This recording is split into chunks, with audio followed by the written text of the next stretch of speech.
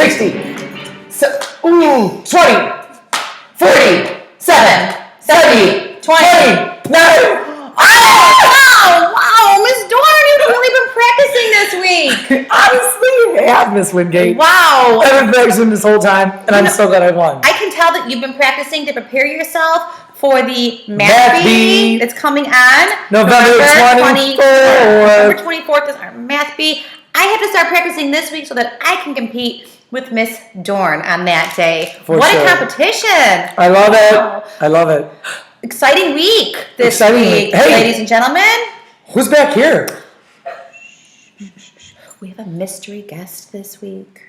Mystery guest is here joining us because we are so excited about attendance. Our first topic. This topic was going to wait until later in our PSA, but because of the excitement and the buzz happening in the entire building, we had to address this first. Way too excited. Mystery guest, are you excited?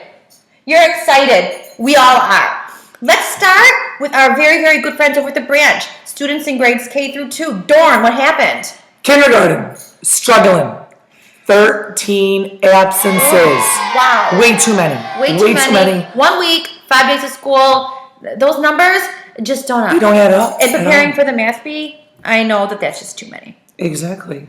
Second grade, struggling still a little bit. Not nearly as much as first grade, who did a phenomenal job.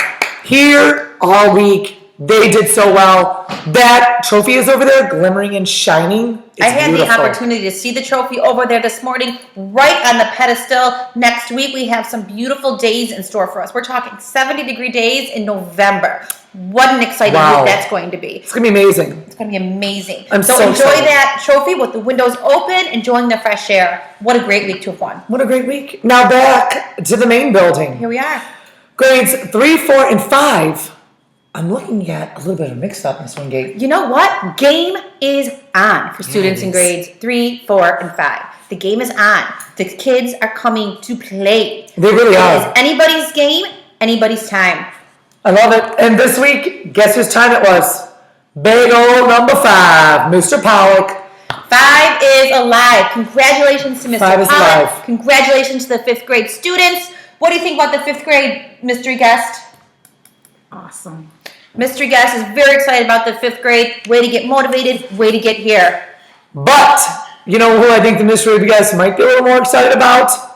Guess who tore it up this week in the upper grades? I think our mystery guest should make that announcement. 6th grade! Awesome! 6th grade, we knew you could do it. So excited for the first time this school year. That trophy is yours. The trophy is Miss Lopez's. Miss Lopez, what happened in 6th grade this week? What happened? Well, the kids are more motivated to come to school every day because I'm driving them. Well, you know what? Sometimes a little bit of motivation, a little bit of encouragement is what it takes to get here and get to school. Congratulations, 6th grade. Amazing really job. Excited about that. Amazing job. 7 and 8. The Applebee's is going to be here, coming in 2 weeks. Mm-hmm. Whose room is it going to? That's my question. Now it looks like 6th grade. The game is on. Congratulations to 6th grade. I know Miss Lopez is really, really excited to get back and celebrate with her class. She is. Halloween. Bye. Bye, Thank Miss you, Miss Lopez. Lopez. Thank you. Now, speaking of this weekend, I'd like to discuss a very important thing. It's actually daylight savings time. It is. Miss Wingate, what does it mean in your house? Well, twice a year, in the fall and in the spring, we adjust our clocks in the house to make sure that we get to everywhere we need to be for the following week. So this time, it's falling back. We're setting the clocks back an hour. Mm-hmm. Back an hour. We do. So, also, while we're changing the clocks, why not? We check the smoke alarms. I was going to say. Just something we do. Just make some tests around the house to make sure everything's working accurately, like your smoke alarms, maybe your carbon monoxide alarms. Right. Those are Check great the things to batteries. test. Press the test button. Just to make sure, in case of an emergency, I want to make sure that my family is really safe. How about you, Miss Dorn? You know what? I do the same thing, and I'm What? actually really looking forward to this weekend because Why? that extra hour. What are you going to do with it? Sleep. You're going to sleep? I love it. I love taking an extra hour. I think all of our faces are going to look bright and fresh come Monday because of that extra hour on Sunday night. Well, I'm looking really forward to seeing your pretty face on Monday, as I am every week, but particularly for that extra rest you're going to get. Mm-hmm. Me, I'm going to practice those math facts with my extra. Oh. I want to be ready for next week, and I want to be ready for that math bee. Yeah, I'm gonna do it. that math bee I'm actually really excited about. I'm wondering what the prizes are. I heard they're going to be really big. I heard they're going to be amazing. Amazing. Hey, you know what else is going to be amazing? What's up? Halloween tomorrow. Great Halloween. day to celebrate with family and friends and neighbors. It's a great way to celebrate. Let's celebrate safely. Let's celebrate. What are some ways to celebrate safely, Miss Wingate? Number one, as we go door to door, we want to make sure that if anybody would invite you in, the answer is No. no. No Thanks, way, but no how. thanks. When people are offering you treats, what are we looking for?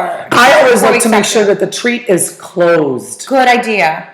I want to open it myself to make sure that it has not been tampered with in any way, shape, or form. I also might check that treat for any allergies.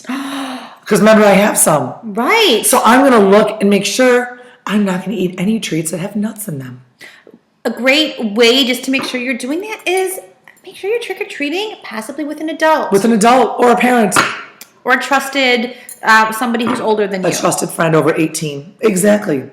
And on that same note, I'm going to say when I'm walking around in the neighborhood, I always try my hardest to wear some reflective clothing. Yes, absolutely. Daylight savings time, as we mentioned, is until Sunday. So on Saturday, that sun's going to set. Set a lot sooner. It will be Lot darker sooner. earlier. It is. While we're wearing reflective clothing, it's getting darker earlier. Can we please abide by Safety and traffic laws. right? Let's cross at those corners. At the corners. Stop signs, stop lights. That is where I cross and I wait to make sure all things are clear before I pass. Darting across the street between cars is really a terrible idea and could lead to injury. It really A could. car might not see you coming. It really could. And on that same note, I'm going to observe all Halloween hours. Very nice idea. You know what? That's very respectful to your neighbors who are passing out treats and candy to you.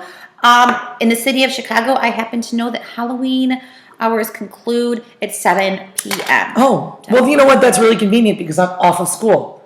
So I can trick or treat, maybe start around 4 p.m. and be in my house by 7. That's a great idea. Boys and girls, let's have a great Halloween. Let's have a great weekend. Let's set those clocks back on Sunday. And always remember, you are are the best.